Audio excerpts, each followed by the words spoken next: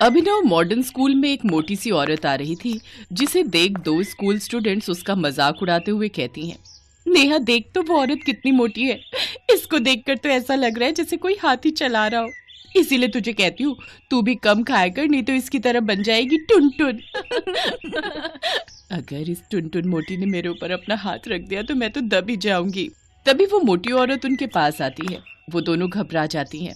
अरे ये मोटी अपने पास क्यों आ रही है? कहीं इसने हमारी बात तो नहीं सुन ली।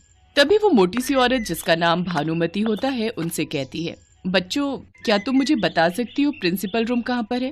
हाँ हाँ क्यों नहीं, वो आप तीसरे फ्लोर पर जाइए, वहीं आपको प्रिंसिपल रूम मिल जाएगा। लेकिन आपको सीढ़ियों से होकर जाना पड़ेगा। वो क्या है ना, स्कूल की लिफ्ट खराब है। ओह अच्छा चलो ठीक है, थैंक्स। भानुमति मैडम का भारी शरीर होने के कारण उन्हें सीढ़ियां चढ़ने में काफी परेशानी होती है।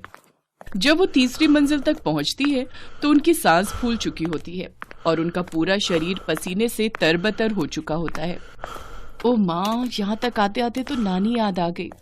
लेकिन जब वो तीसरी मंजिल पर पहुंचती है तो उसे पता चलता है, अरे लेकिन आप यहाँ प्रिंसिपल रूम क्यों ढूंढ रही हैं? उनका ऑफिस तो ग्राउंड फ्लोर पर ही है। क्या ग्राउंड फ्लोर पर? इसका मतलब उन बच्चों ने मुझसे झूठ कहा। फिर भानुमति सीढ़ियों की ओर जाने लगती है तो वो चपरासी उसे आवाज देते हुए कहता है, ए मोटी, वहां से क्यों जा रही है? इस लिफ्ट से चल। इतना चलेगी तो कहीं तेरा 1-2 किलो वजन कम ना हो जाए। क्या लिफ्ट? इसका मतलब उन बच्चों ने मेरे साथ सच में मजाक किया। भानुमति प्रिंसिपल के पास जाती है, जहां उसका इंटरव्यू होता है और उसका सिलेक्शन हो जाता है। अगले दिन से ही भानुमति मैडम उस स्कूल में पढ़ाने लगती है। जब वो क्लास में आती है तो रिचा और नेहा उन्हें देखकर हैरान रह जाती है। तभी भानुमति क्लास के बच्चों से कहती हैं, गुड मॉर्निंग स्टूडेंट्स, मैं आपकी नई क्लास टीचर हूँ और आज से मैं आपको पढ़ाऊंगी। तो ये टुनटुन हमारी नई टीचर है? ले, अब तो गए बेटा रिचा। अब ये मोटी अपनी कल की खुंदक अच्छे से हमसे निकालेगी। 3 मंजिल ऊपर भेजकर जो हमने इसका हाल बेहाल किया था ना, उसे ये भूली नहीं होगी। अरे तू घबरा मत रे, कुछ नहीं होगा ऐसा। लेकिन सचमुच में भानुमति ऐसा कुछ भी नहीं करती, बल्कि वो तो उन दोनों से बहुत ही प्यार से पेश आती है। दरअसल भानुमति का स्वभाव भी कुछ ऐसा था। उसे बच्चों से बहुत लगाव था, क्योंकि शादी को 10 साल बीतने के बाद भी वो अपने भारी वजन के कारण माँ बनने के सुख से वंचित थी। भानुमति को उस स्कूल में पढ़ाते हुए कुछ दिन बीत जाते हैं, लेकिन उसके मोटे शरीर को देख कोई भी उसे पसंद नहीं करता था और सब बच्चे उसका मजाक उड़ाते थे। एक रोज जब वो अपनी क्लास के बच्चों को पढ़ा रही थी, चलो बच्चों, अब सब मुझे कविता सुनाएंगे। मैंने कल कहा था ना याद करके आने को। रिचा तुम सुनाओ। जी मैडम, जरा ध्यान से सुनिएगा, आपको शायद बहुत पसंद आएगी।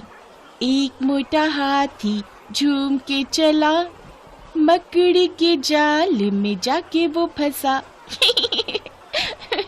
रिचा, ये कविता तो बिल्कुल तुम पर और मैडम पर फिट होती है, जैसे तुमने उस दिन मैडम को अपने जाल में फंसाया था। नेहा, तेरा कहने का मतलब क्या है? भानुमति मैडम हाथी हैं? अरे नहीं नहीं, वो तो हथिनी है, हथिनी। रिचा, नेहा, ये क्या बदतमीजी है? भानुमति नेहा और रिचा की सीट के पास आ रही होती है कि तभी एक बच्चा टांग अड़ा देता है, जिससे भानुमति अपने भारी शरीर के कारण पेट के बल नीचे गिर जाती है। ये देख सब बच्चे जोर जोर से हंसने लगते हैं। भानुमति किसी तरह उठती है, फिर अपनी कुर्सी पर आकर बैठ जाती है।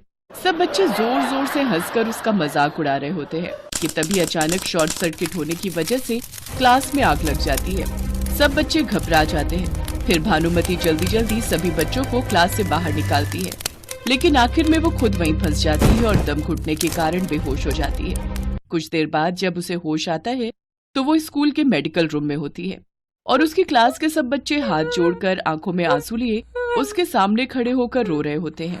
अरे बच्चों, रो क्यों रहे हो? मैडम, हमें माफ कर दो, हमने आपके साथ कितना बुरा किया, लेकिन आज आपने अपनी जान की परवाह न करते हुए हमारी जान बचाई। Thank you madam. कोई बात नहीं बेटा, मैंने तुम सबको माफ किया। चलो अब रोना धोना बंद करो। तुम्हारी मैडम इतनी कमजोर नहीं कि इतनी जल्दी हिल जाए। वो क्या कहते हो तुम लोग मुझे, मिस टुनटुन? तो तुम्हारी टुनटुन मैडम का तो पहाड़ भी कुछ नहीं बिगाड़ सकता। भानुमति मैडम की बात सुनकर सब बच्चे जोर जोर से हंसने लगते हैं और फिर सब आकर उसके गले लग जाते हैं। भानुमति भी बच्चों से प्यार और इज्जत पाकर बहुत खुश थी।